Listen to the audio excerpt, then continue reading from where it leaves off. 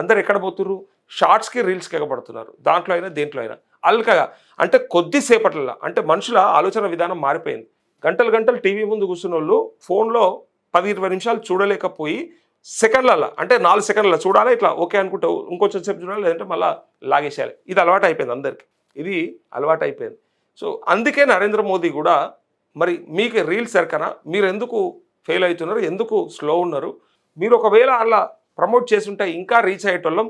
ఇలా జెన్జీ తరం కూడా మరి మనకు అనుకూలం ఉండంగా మనం ఎందుకు ఇన్స్టాలో ఉండకూడదని చెప్పి మోదీకి కూడా ఇన్స్టా ఫీవర్ పట్టుకుంది.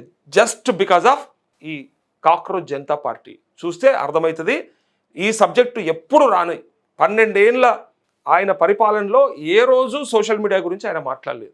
సోషల్ మీడియా అంటే వాళ్ళ అఫీషియల్ హ్యాండిల్స్ గురించి లేకపోతే వాళ్ళ అఫీషియల్ ప్రోగ్రామ్స్ గురించి మాట్లాడిండు, కానీ ఇలా ఇన్స్టా లాంటి ఒక యాప్ గురించి పర్సనల్గా మాట్లాడడం అంటే డెఫినెట్గా ఆ ఇంపాక్ట్ ఫ్రమ్ సిజేపీ అనేది మాత్రం అర్థం చేసుకోండి.